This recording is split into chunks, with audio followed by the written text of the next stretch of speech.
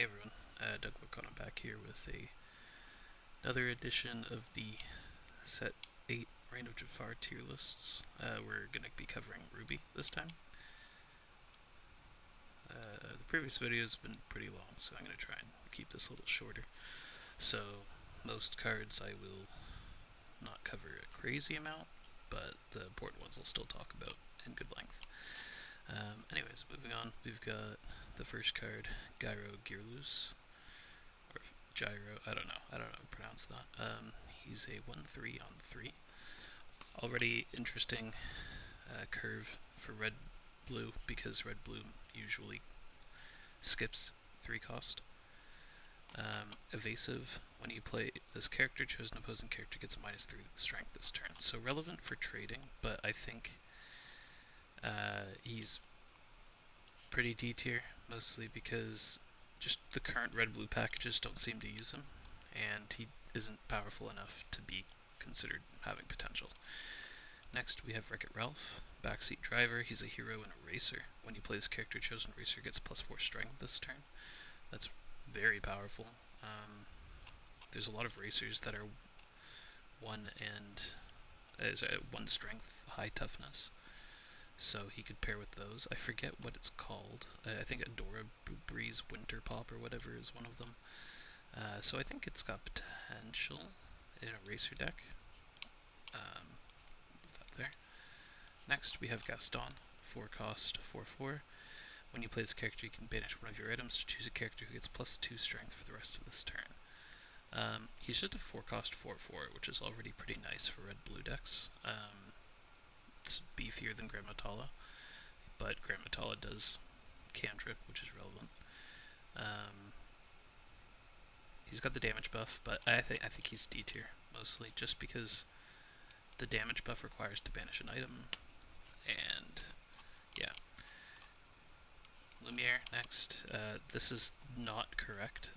They said that he doesn't have ward, but he is evasive, so keep that in mind. When one of your items is banished, this character gets +1 lore this turn. He's a shift 3, 4/3. I don't think he's super good, honestly. I'm going to put him in, you know what, potential, just because you can play him with Royal Tantrum and just have some crazy combos go off. Next we've got Mushu, 6 cost, Inkable Floodborn, shifts for 4. 4/6, very good stats. Quest for 2, that's solid. When you play another character, they gain Rush, Reckless, and Evasive this turn. That's good. That means whenever you play another character, they can take out, like, as long as you're not playing a useless character in that sense. Like, you obviously have to build your deck around this, but this is pretty good, I think, for that. Yeah, I think he's a good card. He also shifts on a good shift target. Let's actually cover that right now. Where is he? Mushu. Here he is. He shifts on this, which is also a very good shift target. Chosen character gains rush this turn. Just really strong in Ruby Steel and Ruby Fossa. Because of that, I consider him in playable tier. I gotta make some space for them down there. There we go. I'm gonna put him in playable, and we're gonna cover this Mushu. I just think he's super good. Yes, he's hard to keep alive. 2/3, dies to brawl, dies to strength on curve if you have a character, and Steel Song. But being able to rush in something like a Mufasa on turn 4 is really good. If you Lantern into Mushu, yes, you lose a bit of value, but he's good. I think he's gonna see play. He's not meta defining in any way, I don't think, but he's gonna see play.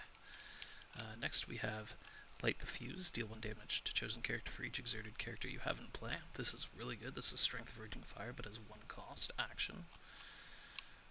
It's playable.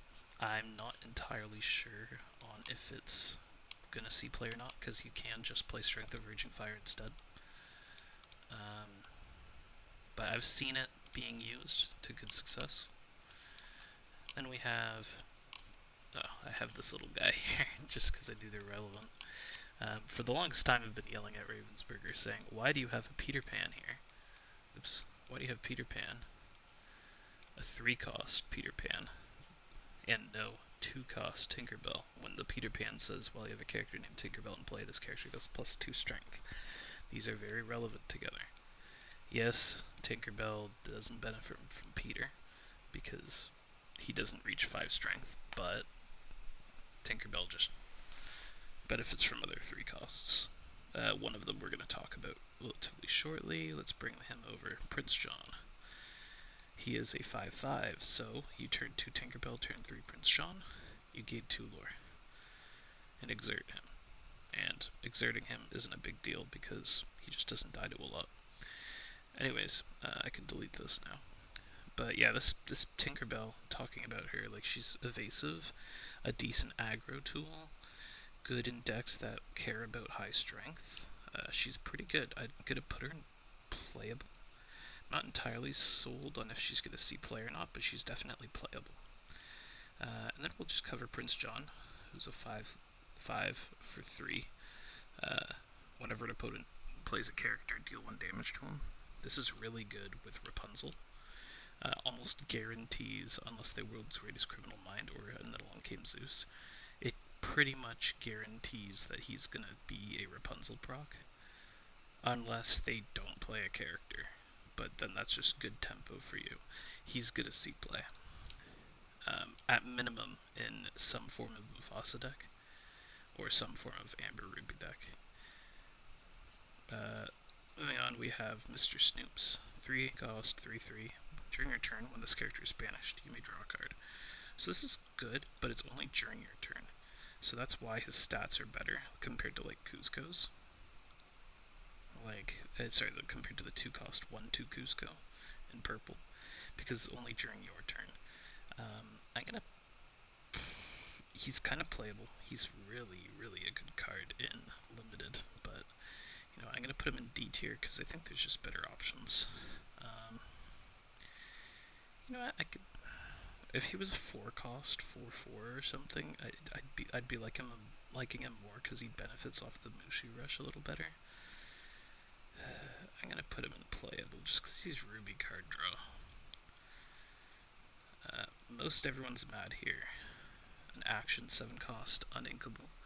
Gain lore equal to the damage on chosen character and then banish them. This card's really cool. This is probably the first has potential in Ruby. Oh, never mind, not the first. My short-term memory loss kicking in. We've already put 2 here. But I could see this working very well in Ruby Green. Just very expensive to play, so just imagining running all your characters. They run a character into your board often, and then it picks up all that damage, and then you can just gain lore off it.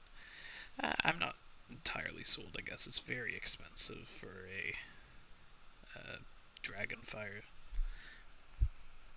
Yeah, it's like Dragonfire plus Go-Go built in one. But a lot of the time, if they're damaged already, they're not going to be super hard to remove. Yeah, I'm not. I wish it was inkable. Moving on, we've got Lilo. This card has an amazing enchanted, by the way.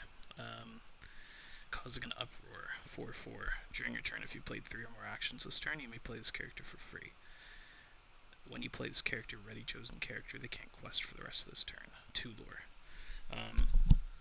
This just further cements my opinion of Ravensburger obsessing over blue, because you get Scrooge last set which has a similar play for free effect, but this costs 1 more than Scrooge, and also its effect is harder to pull off than Scrooge. So this card's just way worse than Scrooge. Their effects are relatively equal. Being able to ready a character, that's strong, and so is scrying for an item in an item deck for Scrooge, but like this card it's still good, but it's just, I don't know, I'm being a whiner and saying that Ravensburger loves blue. But this card, I instantly think DKP, but it also, believe it or not, because you can just ignore this first part of the text. This part here is super relevant at 5 cost, because in Mufasa, you can play Doc turn 3, and then play this and ready your Doc to protect him. You could also Gaston turn 3, play Lilo, ready Gaston, and then play another Gaston or another 3 cost. She's gonna see play. I'm not sure if it's DKP, I don't know if it's Mufasa, but she's not meta defining. Next we have Honest John, 7/5 2 lore, 6 cost inkable. This is a Nessus reprint.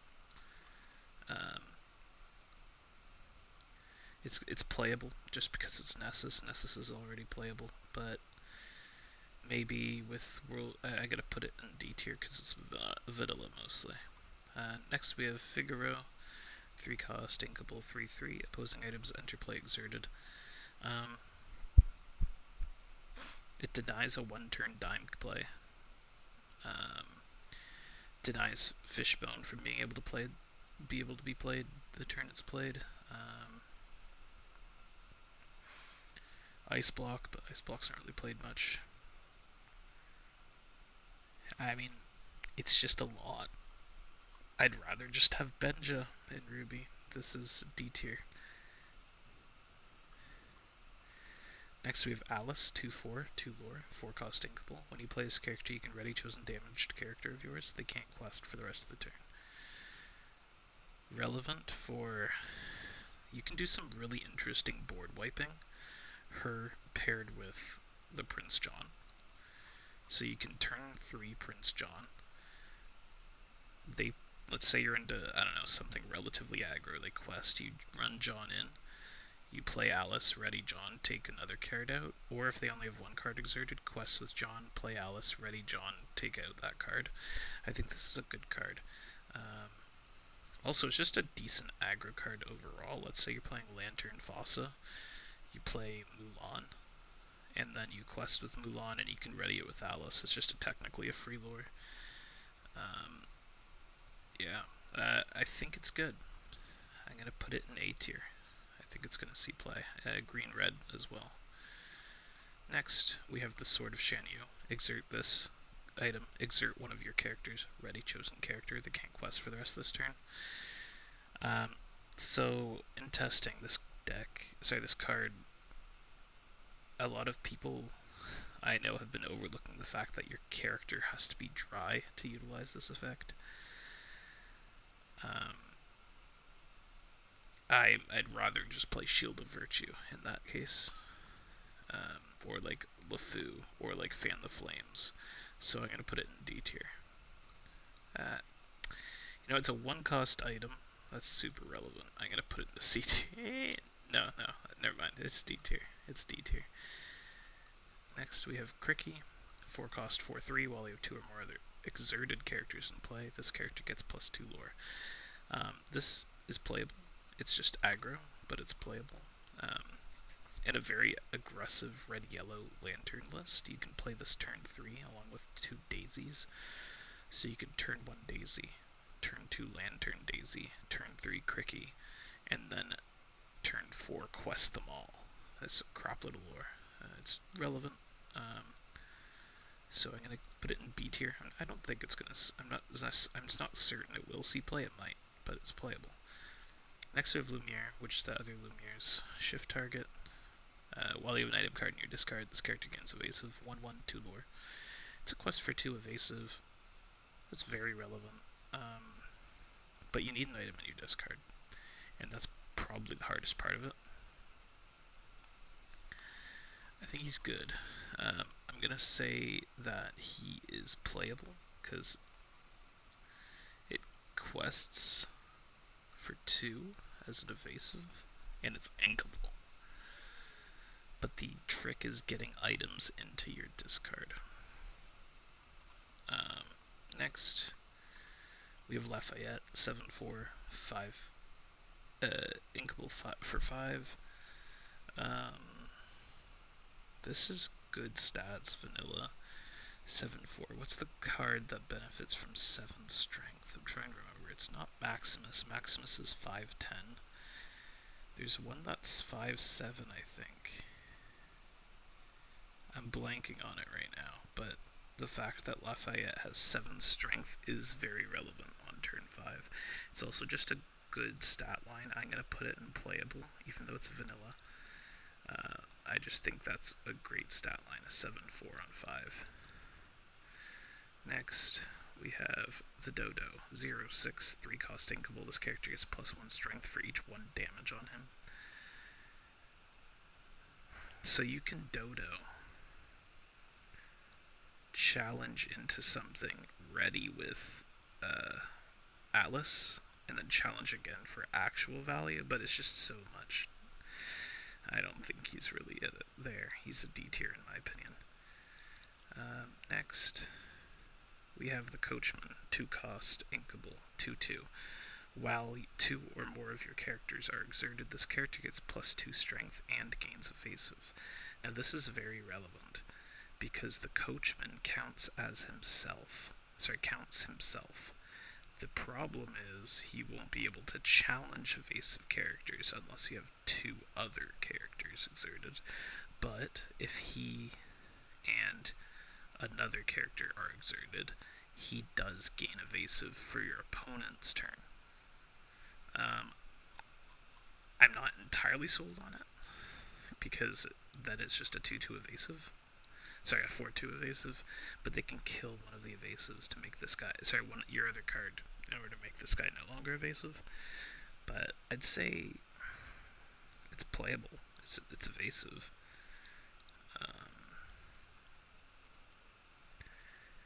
What's interesting is you can play it with like Mushu or the other Mushu. Where's the other Mushu? This other Mushu. To be relevant. So I'm going to put him in the has potential tier, because there could be some weird stuff going on with him. Next we have Friend Owl, 2 cost, 2/2 lore. Pretty basic vanilla. Goes to D tier.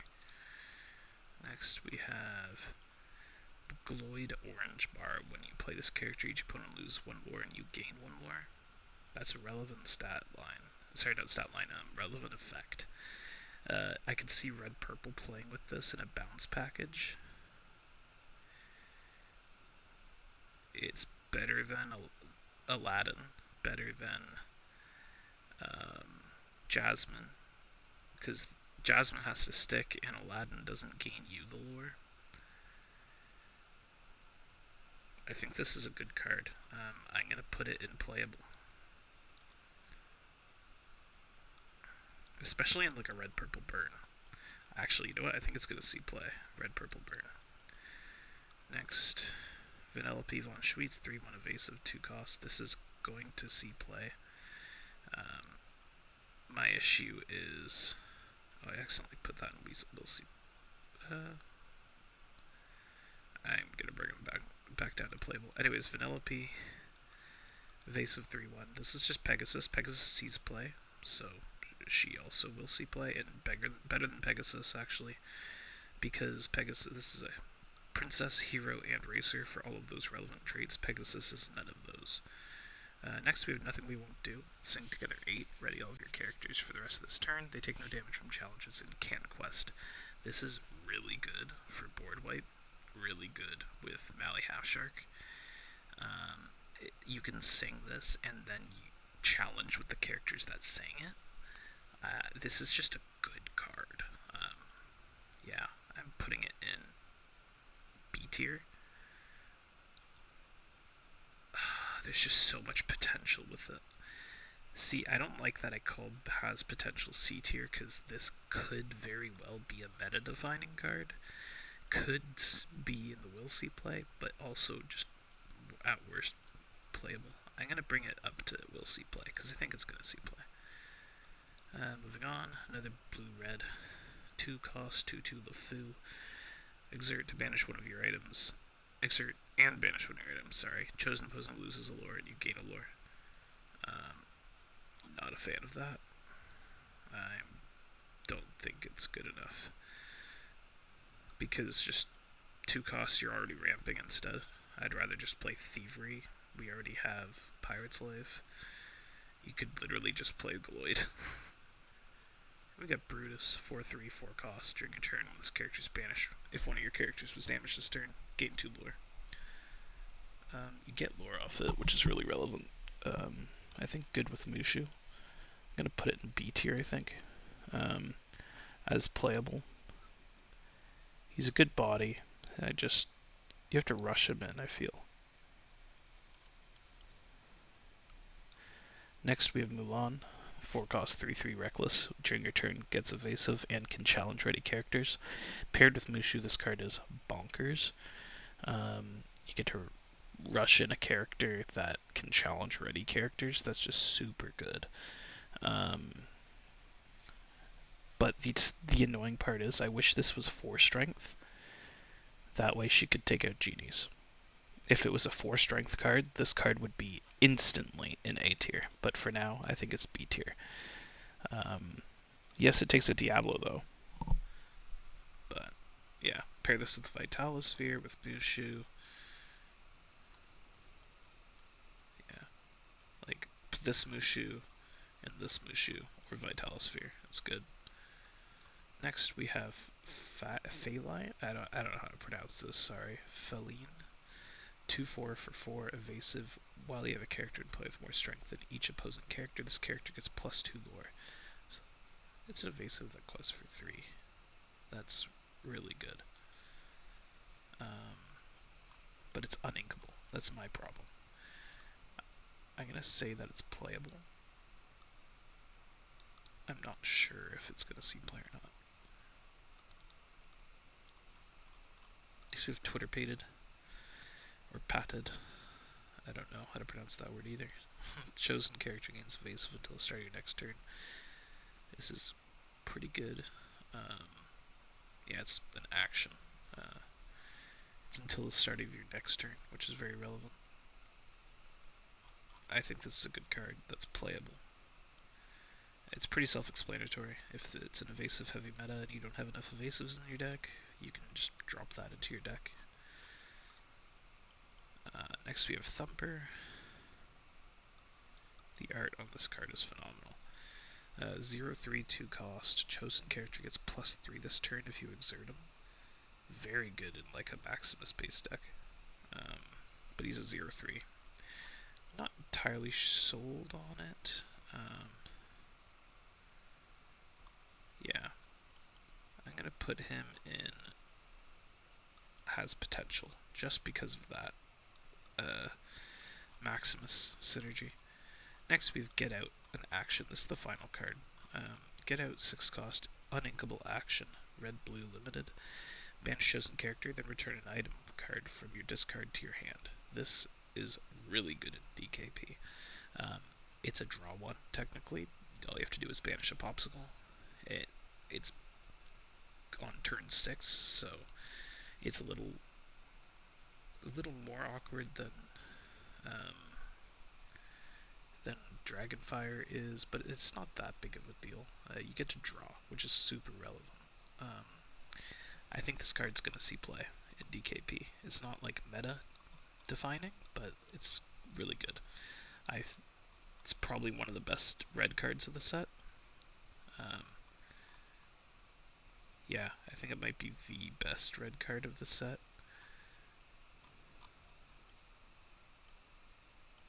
Either him or I think it's between these 3. The Get Out, Nothing We Won't Do, and Mushu. Get Out, I think, just is one of the most seamless new red cards in the format. Like, you can just drop this into DKP with no other changes and see results.